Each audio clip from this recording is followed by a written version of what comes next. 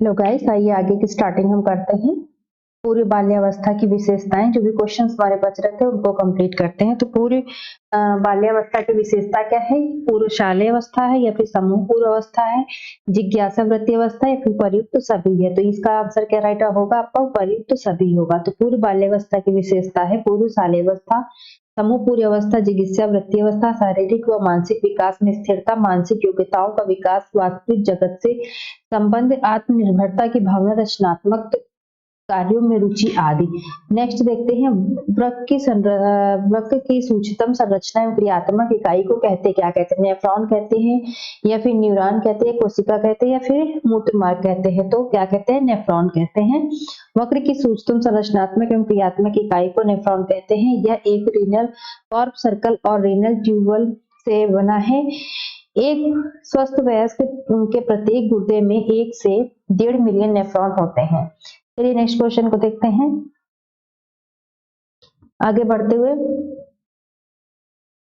अब आइए देखते हैं कि एक ही प्रकार की कोशिकाओं के समूह को कहते हैं क्या कहते हैं? एक ही प्रकार की कोशिकाओं के समूह को, तो आपका यहाँ पर आ जाएगा कोशिका कहते हैं, कंकाल कहते हैं, ऊतक कहते हैं, फिर पेशियां कहते हैं। तो राइट आंसर आपका क्या आ जाएगा? ऊतक कहते हैं। एक ही प्रकार की कोशिकाओं के समूह को ऊतक कहते हैं। इन कोशिकाओं से बने ऊतकों की अधिकांश आकृति एवं आकार एक समान ही होते हैं। ऊतक शब्द का प्रयोग सर्वप्रथम फ्रांसीसी शारीरिक वैज्ञानिक 20वीं ने 18वीं शताब्दी के अंत में शरीर रचना विज्ञान के प्रसंग में किया था। अमाशय, गुर्दे, यकृत, मस्तिष्क आदि। नेक्स्ट देखते हैं, दाल में कौन सा अमीनो अम्ल नहीं होता है? लाइसिन नहीं होता है, मिथियोनिन नहीं होता है, ल्यूसिन नहीं होता है, फिर आइसोलेसिन नहीं होता। तो राइट आंसर आपका क्या हो जाएगा? मिथियोनिन नहीं होता है। चलिए नेक्स्ट क्वेश्चन की तरफ बढ़ते हुए, लार में पानी की मात्रा कितने प्रतिशत होती है? ये वेरी इंपॉर्टेंट है, कई बार पूछा जा सकता है।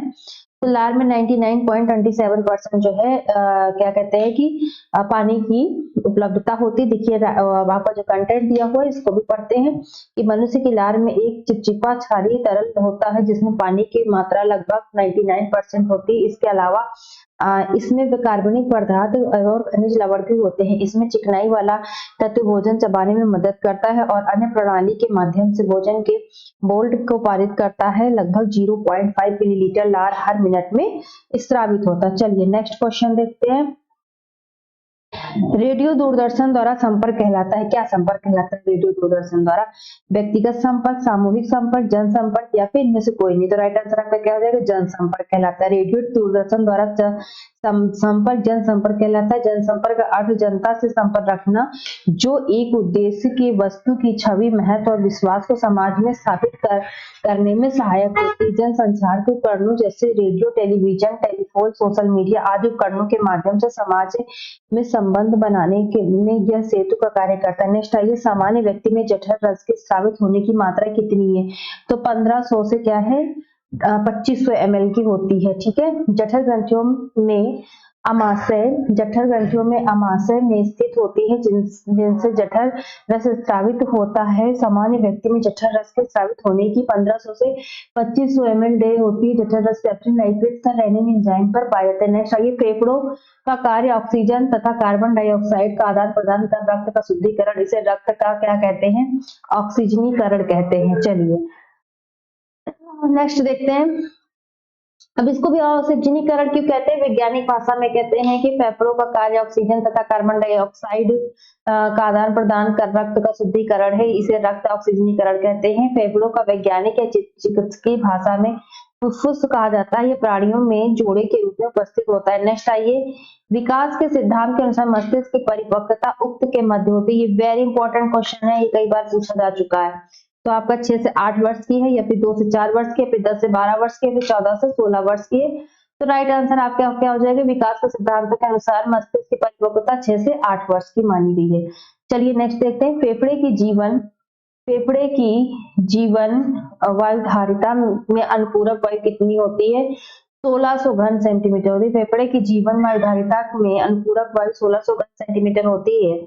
चलिए नेक्स्ट देखते हैं, कौन सी प्रिंटिंग साधारणतः 500 मीटर से 5000 मीटर के कपड़ों पर की जाती है? ये वेरी इंपॉर्टेंट क्वेश्चन है। तो आपका कौन सा हो जाएगा? स्क्रीन प्रिंटिंग हो जाएगी। तो स्क्रीन प्रिंटिंग मुद्रण की एक तकनीक है जिसमें किसी चुनी हुई जाली पर इमल्सन लगाकर स्टेनलेस तैयार की जाती है तथा जिस तल पर छपाई करनी होती है उसके ऊपर इसे रखकर स्याही पोत दिया जाता है, जिससे उस तल पर चित्र या अक्षर छप जाता है। यह प्रिंटिंग साधारणतः 500 मीटर से 5000 मीटर तक के कपड़ों पर की जाती है। नेक्स्ट आइए, शुक्राणु जनन का नियमन करने वाला हार्मोन है, तो सीधी सी बात है एंड्रोजन है। पुरुषों में एंड्रोजन हार्मोन शुक्राणु उत्पादन, पुरुष के लक्षणों के निर्माण के विकास का समर्थन करते हैं। इसमें प्राथमिक पुरुष अंगों के तथा भ्रूण अवस्था में व्यवस्था पुरुष के माध्यमिक यौन विशेषताओं को विकास देता है। नेक्स्ट आइए, किस अवस्था में को तूफान तथा तनावों की अवस्था कहा जाता है, तो इसको तो आंख बंद करके ही निशान आप लोग लगा देंगे किशोरावस्था। ठीक है, ये 6 से 7 से 8 वर्ष से लेकर के 12 से 18 वर्ष तक की मानी गई है। इस अवस्था में होने वाली जो आयु लिंग प्रजाति जलवायु संस्कृति पर निर्भर करता है।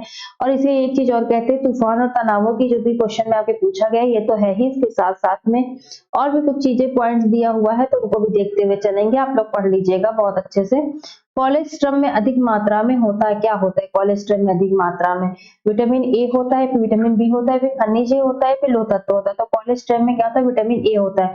कोलेस्ट्रम में अधिक मात्रा में विटामिन ए पाया जाता है। कोलेस्ट्रम स्तनों में उपस्थित दूध है जो एंटीबॉडीज से भरपूर तरल है, जो नवजात शिशु के लिए उपयुक्त, वह नवजात शिशु की रोग की प्रतिरोधकता क्षमता को बढ़ाता है और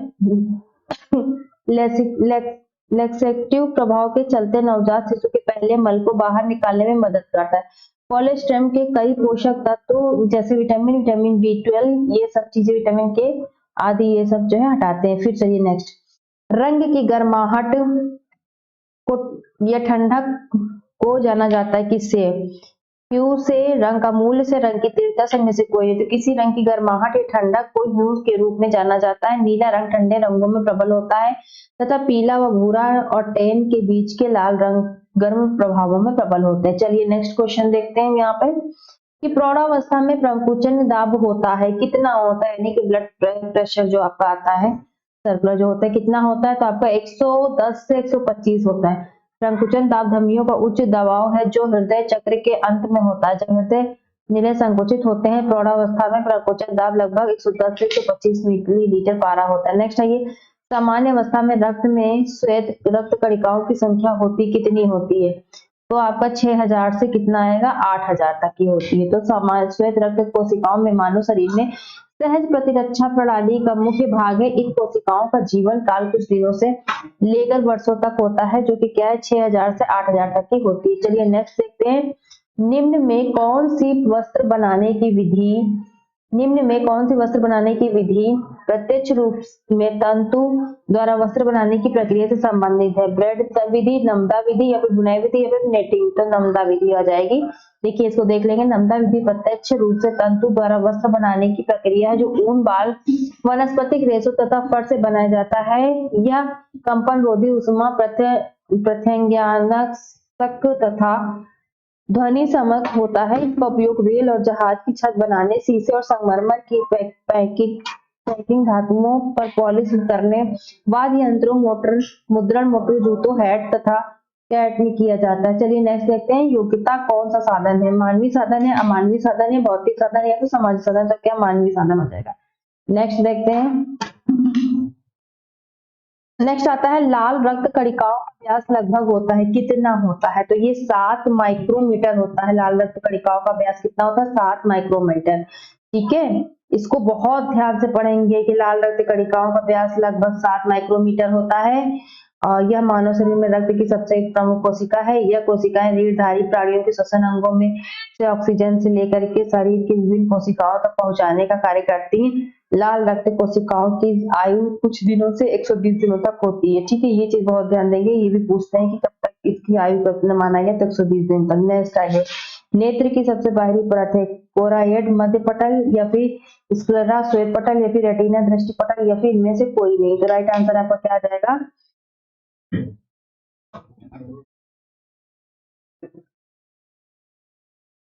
आपका यहाँ पे कुछ चीजें मिसिंग हो गई हैं, इसको हम फिर से कंप्लीट करवा देंगे क्योंकि देखिए 74 से सीधा 97 में आ गए। जो चीज छुटी हुई उसको हम जो अरेंज कर देंगे, उसको आप लोग माइंड बिल्कुल ना करिएगा। चलिए नेक्स्ट आता है, वृद्धि हार्मोन का संश्लेषण किसके द्वारा होता है? बेसोफिल कोशिकाओं द्वारा होता है या फिर नो हाइपोफाइसिस द्वारा होता है, फिर हाइपोथैलेमस द्वारा होता है, फिर मध्य मस्तिष्क द्वारा होता है। तो क्या हो जाएगा, एंडीनो हाइपोसिस द्वारा होता है। ठीक है, नेक्स्ट आइए, ऊन के धागों की मोटाई एवं बारीकी को कहा जाता है, क्या कहा जाता है, तो काउंटर्स कहा कहते हैं। ठीक है, अब ऊन के धागों की मोटाई एवं बारीकियों को काउंटर्स कहा जाता है। इन ऊन के रेशों को 5 भागों में बांटा गया है, महीन ऊन, मध्यम ऊन, लंबा ऊन, वर्णशंकर ऊन, कालीनी ऊन। नेक्स्ट आइए, प्रोजेस्टेरोन एवं एस्ट्रोजन हार्मोन कहाँ से स्रावित होता है, तो ये कॉपर्स ल्यूटियम से स्रावित होता है। प्रोजेस्टेरोन एवं एस्ट्रोजन हार्मोन कॉपर्स ल्यूटियम से स्रावित होता है। अंडाशय में जो ऊप पीछे रह जाता है उसे कॉपर्स ल्यूटियम कहा जाता है। ये निषेचन नहीं होता है, कॉपर्स ल्यूटियम कॉपर से अलिबंस बन जाता है। चलिए नेक्स्ट आता है, जरी कला कहाँ की प्रसिद्ध है, तो जरी कला कहाँ की फेमस है, बनारस की, मद्रास की, कर्नाटक की, फिर सिंध की। तो यहाँ कहाँ फेमस होगी, बनारस की होगी। ठीक है, जरी कला बनारस की प्रसिद्ध है। वाराणसी प्राचीन काल से बेहतरीन हस्तलिपियों शिल्पों के मुख्य के लिए प्रमुख केंद्र के रूप में विख्यात है। यहाँ का सबसे प्रसिद्ध सिल्क बुनाई है। बनारसी साड़ी केवल भारत में ही नहीं बल्कि संपूर्ण विश्व में भी पसंदीदा वस्त्रों में आती है। नेक्स्ट आइए, उच्च रक्तचाप का संबंध हो सकता है, किससे हो सकता है, उच्च रक्तचाप का संबंध किससे हो सकता है, निचले पीठ दर्द से, तंत्रिका तंत्र की परेशानी से, वक्र संबंधी रोशनी से, विटामिन ए की कमी से। तो आपकी वक्र संबंधी परेशानी से हो सकता है। उच्च रक्तचाप का संबंध वक्र संबंधी परेशानी से है। हाइपरटेंशन या उच्च रक्तचाप, जिसे कभी कभी धमनी उक्त रक्तचाप भी कहते हैं, यह एक पुरानी चिकित्सीय स्थिति है जिसमें धमनियों में रक्त का दबाव बढ़ जाता है। नेक्स्ट आइए, कौन सी तंत्रिका बाह्य जगत की उत्तेजनाओं से प्रभावित होती है, प्रेरक तंत्रिका और या फिर चक्रिका तंत्रिका, संवेदी तंत्रिका या फिर आपकी वेगस तंत्रिका। तो आपका राइट आंसर हो जाएगा संवेदी तंत्रिकाएं जो होती है वो क्या होता है कि बाह्य जगत जो है उत्तेजित होती हैं, प्रभावित होती हैं। नेक्स्ट आइए, बेसिक डाई किसमें घुलनशील होते हैं, एसिड में, अल्कोहल में या फिर जल में। तो सीधी सी बात है, जल ही में घुलनशील होंगे। चलिए आगे बढ़ते हैं, लगभग किस उम्र में बच्चे अपने मूत्राशय और मलाशय पर नियंत्रण कर लेता है, तो ये 2 वर्ष यहाँ पे दिया हुआ है, कभी कभी 1.5 वर्ष का भी आता है ऑप्शन। अगर मान लीजिए 2 नहीं दिया 1.5 दिया है तो आप लोग 1.5 पे टिक करेंगे, लेकिन अगर 2 वर्ष दिया हुआ तो 2 पे ही करेंगे। तो 2 वर्ष का जो बच्चा होता है वो अपने मूत्राशय और मलाशय पे नियंत्रण प्रारंभ कर देता है। चलिए नेक्स्ट देखते हैं, निलय द्वारा प्रत्येक मिनट में निष्पादित की गई रक्त की मात्रा को कहते क्या कहते हैं, हृदय की गति कहते हैं या फिर रिदम कहते हैं, फिर कार्डियम आउटपुट कहते हैं या फिर इलेक्ट्रोकार्डियोग्राम कहते हैं। तो राइट आंसर आपका क्या हो जाएगा, कार्डियम आउटपुट कहते हैं। चलिए आगे बढ़ते हुए, भारत की प्रथम स्वास्थ्य कमेटी की स्थापना वर्ष 1946 में स्थापित की गई थी और इसको जो है कहाँ पे किस नाम से जाना जाता है, तो जन स्वास्थ्य के नाम से जाना जाता है या फिर केंद्रीय समाज कल्याण बोर्ड की तरफ से, या फिर भोर कमेटी से या फिर स्वास्थ्य कमेटी से। तो इसका राइट आंसर क्या है, भोर कमेटी से। भारत की प्रथम स्वास्थ्य कमेटी की स्थापना 1946 में भोर कमेटी की स्थापना की गई। यह भारत की स्वास्थ्य स्थिति का आकलन करने के लिए एक विकास समिति द्वारा किया गया है। स्वास्थ्य सर्वेक्षण है, विकास समिति ने जोसेफ विलियम भोरे ने इसके अंतर्गत काम किया, जिन्होंने समिति के अध्यक्ष में रूप प्रदान किया था। चलिए नेक्स्ट देखते हैं, निम्नलिखित में से कौन सा मानव विकास को पढ़ने का तरीका नहीं है, प्रयोगात्मक विधि या फिर व्यक्ति विकास विधि, पुस्तक विधि या फिर उपचारात्मक विधि। तो यहाँ पे क्या होगा, पुस्तक विधि नहीं होगा, बाकी तो मनुष्य के जो है विकास को पढ़ने के लिए तरीका है ही। प्रयोगात्मक विधि होगा, प्रयोगों के माध्यम से पढ़ लेंगे, उपचारात्मक से भी पढ़ लेंगे और इस व्यक्ति इतिहास विधि से भी पढ़ लेंगे। तो अभी यहाँ तक तो 7 तक कंप्लीट कर दिया है, आगे नेक्स्ट वीडियो में हम पूरे 150 क्वेश्चंस कंप्लीट करवा देंगे। तो जुड़े रहिए हमारे साथ में। आज